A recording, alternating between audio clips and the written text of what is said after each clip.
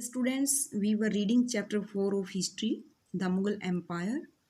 Students, we have done two videos of this chapter, and in previous video we have studied about the Mughal emperor Babur, and then we studied about Humayun, and then Humayun's son Akbar, and after Akbar his son Jahangir, and after Jahangir we are going to study about Shah Jahan.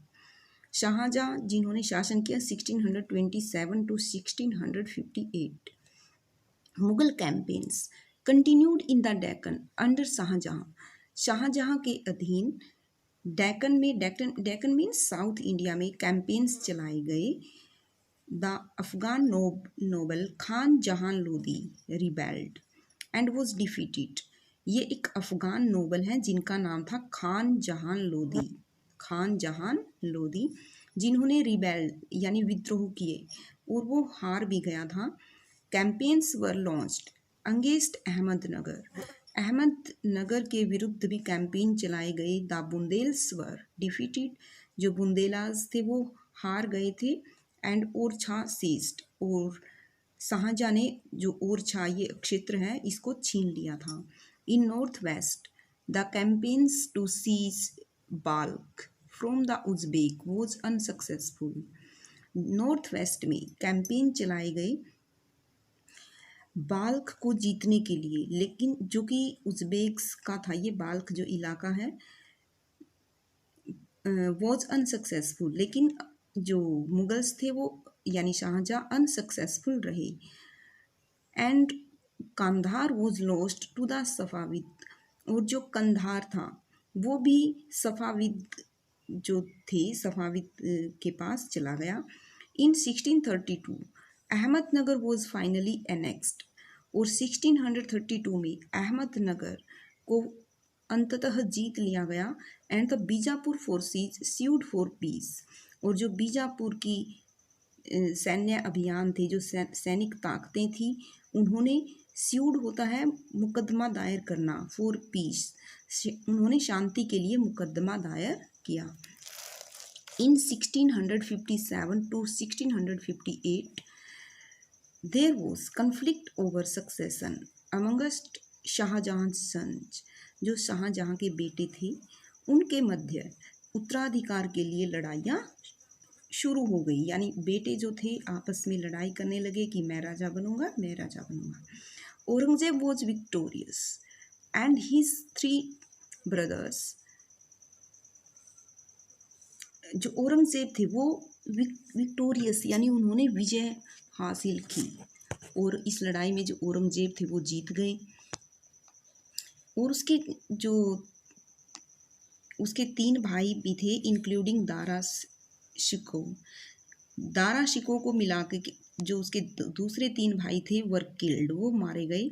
Shahjahan was imprisoned for the rest of his life in Agra. और शाहजहां को उसके जो जीवन के अंतिम समय में उसको इम्प्रिजन्ड जेल में डाल दिया गया, यानी एक किले में उसको बंद कर दिया गया था. जो शाहजहां के बेटे थे ना औरंगजेब, तो औरंगजेब ने क्या किया, अपने पिता को तो जेल में डाल दिया और अपने भाइयों समेत उनमें दारा शिको भी है उन सबको मार डाला. तो ये मुगल्स जो है इस तरह उत्तराधिकार के लिए अपने भाई को भी मार देते थे. औरंगजेब 1658 टू 1707 इन्होंने राज किया 1658 से लेके 1707 तक. In north east the Ahoms were defeated in 1663. North east में अहोम्स जो हार गए थे 1663 में, but rebelled again in the 1680s.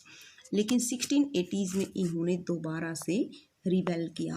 Rebel का मतलब है युद्ध करना, लड़ाई करना, विद्रोह करना.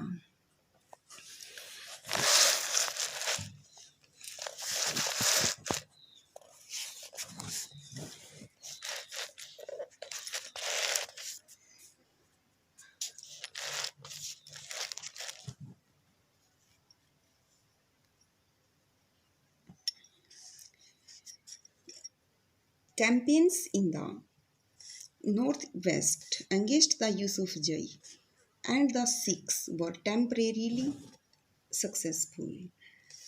और नॉर्थ वेस्ट में यूसुफ जाई और सिख के विरुद्ध जो कैंपेन चलाए गए थे वो भी टेम्परेरी का मतलब कुछ समय के लिए सक्सेसफुल हुए.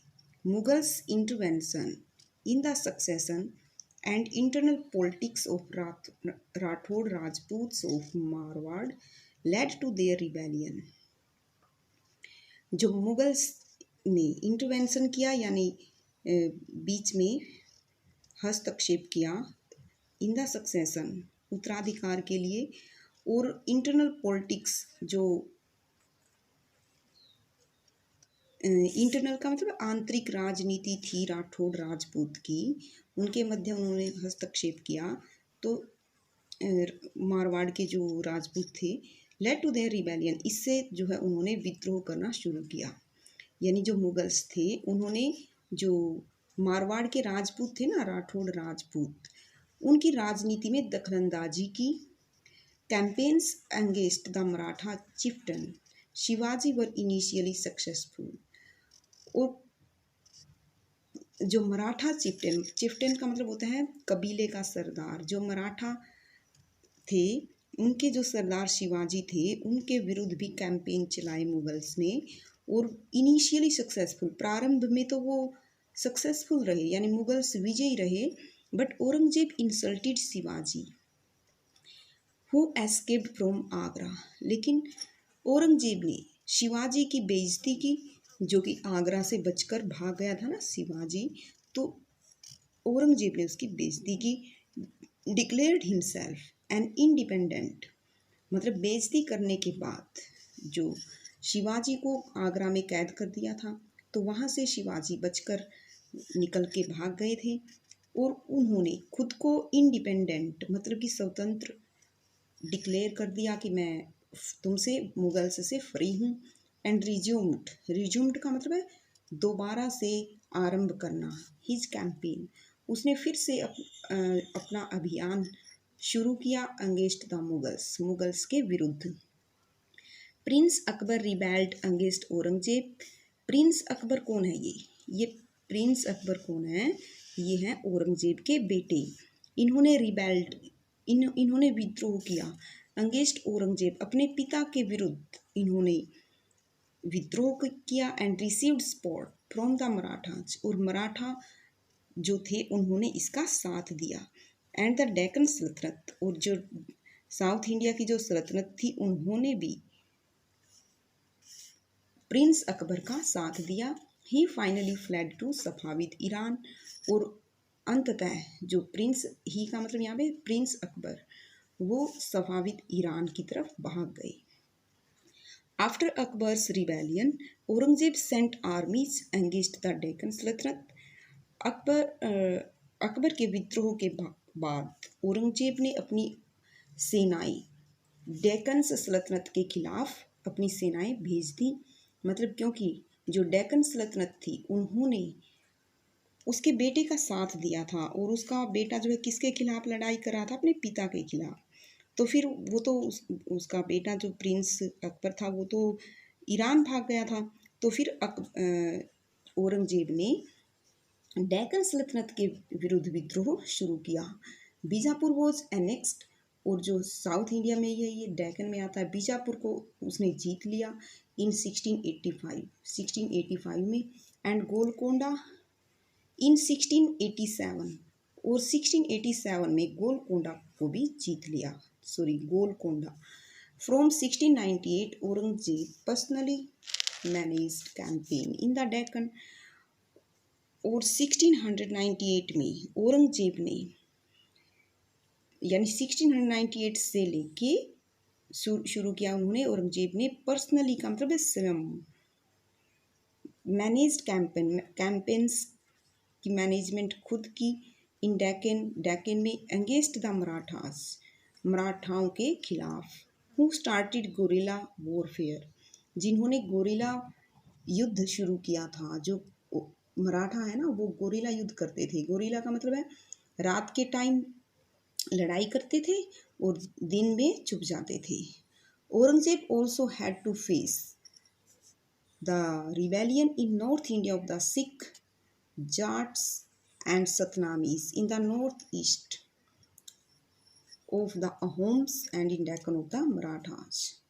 तो औरंगजेब को सामना करना पड़ा अहोम्स का भी, डेक्कन में मराठाओं का सामना करना पड़ा। नहीं, सिख, नॉर्थ इंडिया में सिख और जाट और सतनामीज, ये सब मतलब इन सब ने औरंगजेब के विरुद्ध लड़ाई शुरू की। और नॉर्थ वेस्ट में अहोम्स और डेक्कन में Maratha. His death was followed by a succession conflict amongst his son. और उसकी डेथ के बाद जो सक्सेशन का मतलब है उत्तराधिकार, मतलब कि जो राजा बनेगा, राजा बनने के लिए उसके बेटों में कन्फ्लिक्ट यानी विरोध हुआ, उनके बेटों में लड़ाई शुरू हो गई राजा बनने के लिए।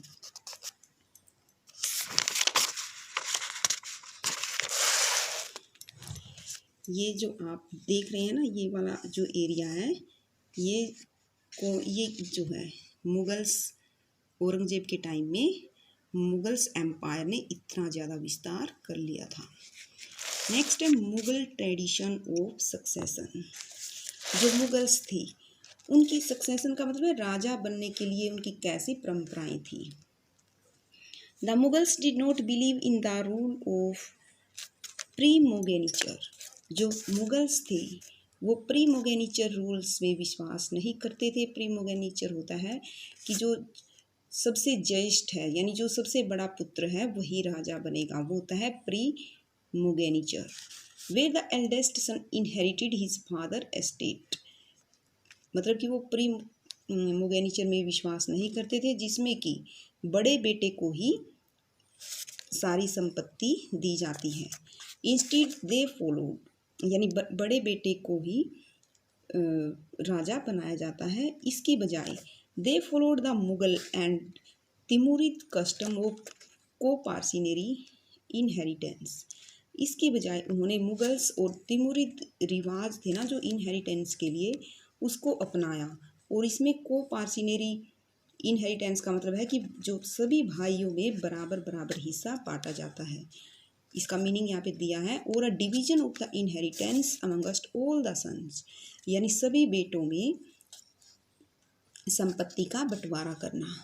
Follow the highlighted passage of table 1 and note the evidence for rebellion by Mughal prince. Which do you think is a fair division of inheritance, primogeniture और को-पार्सिनरी। मतलब टेबल 1 को फिर से स्टडी करिए जो हमने कर ली थी, तो वहाँ पे आप देखिए कि कौन से वाली जो फेयर का मतलब है बिल्कुल ही निष्पक्ष सही प्रॉपर्टी का बंटवारा कौन सा होता है, प्रीमोगेनिचर होता है या को-पार्सिनरी। नेक्स्ट है Mughal relation with other rulers. Mughals के दूसरे रूलर्स के साथ संबंध कैसे थे। Take a look at table 1 once again. You will notice that the Mughals rulers campaigned constantly against rulers who refused to accept their authority. मतलब जो राजा लोग उनकी अथॉरिटी को स्वीकार नहीं करते थे तो मुगल्स उनके विरुद्ध लगातार कैंपेन चलाते रहते थे। मतलब जो भी राजा उनके सामने नहीं झुकता था ना, तो वो उसके विरुद्ध लड़ाइयाँ अपनी कायम रखते थे। But as the Mughals became powerful, many other rulers also joined them voluntarily. लेकिन क्योंकि जो मुगल्स हैं वो बाद में काफ़ी पावरफुल बन गए थे, तो जो दूसरे शासक थे ना, उन्होंने वॉलंटरीली होता है अपनी इच्छा से ही जो मुगल्स की अधीनता स्वीकार कर ली। इसका मतलब ये है कि वो उनके सामने झुक गए कि हाँ कोई बात नहीं, हम आपके अधीन काम कर लेंगे। और जो मुगल्स थे ना, उनसे जो लैंड उनको दी जाती थी उससे टैक्स ले लेते थे। The Rajputs are a good example of this, और इसका सबसे अच्छा उदाहरण